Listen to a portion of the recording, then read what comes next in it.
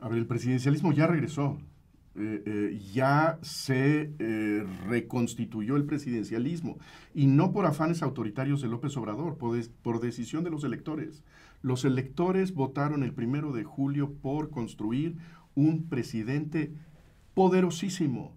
Le dieron una confianza que no le habían dado en tiempos democráticos a nadie. Ya estamos en tiempos presidencialistas y no hay en ese sentido ninguna reserva institucional, salvo la Suprema Corte de Justicia, que esté en condiciones de decir no, despacio, peligro. Las reservas institucionales en este momento han sido avasalladas por decisión de los electores mexicanos. Eso quiere decir que los contrapoderes están, si es que existen, en otro lado.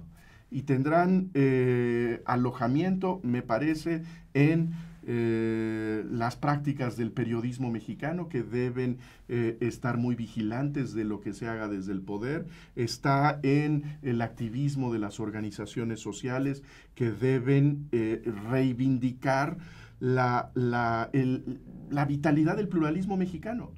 En esas reservas están, creo yo, las semillas del contrapoder en México, porque desde luego no están ni en la Cámara de Diputados ni en la Cámara de Senadores, difícilmente pueden establecerse en los gobiernos locales. Yo creo que, en estricto sentido, el resultado de las elecciones del 1 de julio no es un resultado antidemocrático. O sea, yo creo que quizás por el tipo de configuración que arrojaban las elecciones desde que México es democracia, nos acostumbramos a que lo democrático era que no hubiera mayorías, que hubiera gobierno dividido, que el partido del presidente no tuviera mayoría en el Congreso y que el presidente fuera de un modo u otro más bien un presidente débil, al menos comparado con los presidentes históricos, digamos, del antiguo régimen de la transición mexicana a la democracia. Esta elección marca un rompimiento o una diferencia fundamental porque el electorado ha optado por no dividir el poder.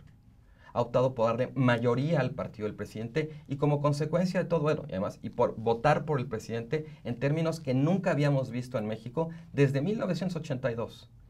¿Esto es diferente? Sí. No es antidemocrático. Las democracias presidenciales a veces producen resultados mayoritarios que obligan entonces, digamos, a una reconcepción del papel de las instituciones. Un Congreso en el que el partido del presidente tiene mayoría, pues naturalmente no va a hacerle contrapeso al presidente. Pero eso no es una peculiaridad del régimen mexicano. Eso es una peculiaridad de cualquier régimen presidencial en cualquier lugar del mundo. En ese sentido, la separación de poderes no está pensada siempre para el contrapeso. Porque si el electorado vota como votó en este caso, lo que va a hacer el Congreso es acompañar la agenda de reformas del presidente.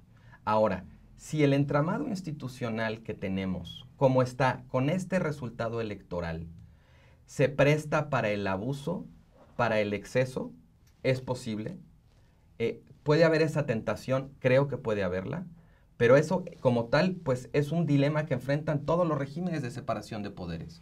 No es algo, insisto, peculiar al caso mexicano. Por supuesto que no es antidemocrático el resultado de las elecciones. Por supuesto que es democrático el respaldo que los ciudadanos le dan al nuevo presidente, dándole el apoyo de un Congreso que será no solamente mayoritario, sino abrumadoramente mayoritario. Pero yo creo que ese es el punto. Las democracias que no tienen mecanismos de autovigilancia son vulnerables a esos peligros. Quiero decir en ese sentido que esa fuerza democrática puede hacer muy débil al régimen democrático para vigilar excesos, imprudencias, errores, etc. Yo creo que ese es el gran desafío de nuestro tiempo. No es para evitar esa expresión, no es el peligro, pero sí el gran desafío. Tener esta nueva conformación hegemónica es un gran desafío para la política mexicana. Creo que hay que entenderlo. Desde luego es un desafío y ese desafío puede dar lugar a preocupaciones legítimas. Pero creo que en la medida en que, digamos, impere un ánimo de precisión en el reconocimiento de este diagnóstico, también, digamos, baja un poco el volumen de las alarmas.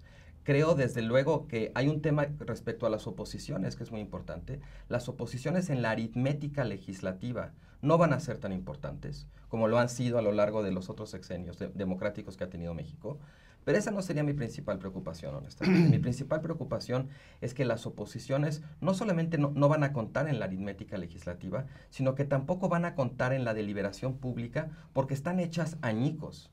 Eso no fue decisión del electorado mexicano, eso no es consecuencia de una política de Andrés Manuel López Obrador, es consecuencia, es responsabilidad de las propias oposiciones. Independientemente de que tengan un diputado o un senador, las oposiciones pueden ejercer su voz, ejercer la crítica, la protesta, la exigencia al gobierno en la esfera pública.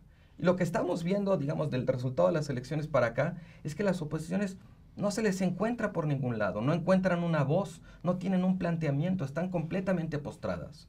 No es responsabilidad de López Obrador reconstruir a las oposiciones. Creo que su responsabilidad sería reconocer la legitimidad que tienen las oposiciones independientemente de cuánta gente haya votado por ellas o no.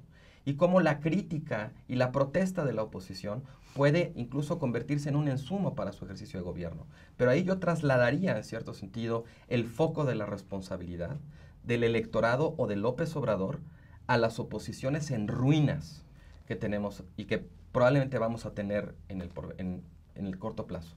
Coincido totalmente con lo que dice Carlos. Si algo es muy preocupante del momento político mexicano es el desastre de las oposiciones y me parece que deberíamos estar registrando en este momento la gran irresponsabilidad histórica del Partido Acción Nacional, de lo que queda del PRI, por entender este momento.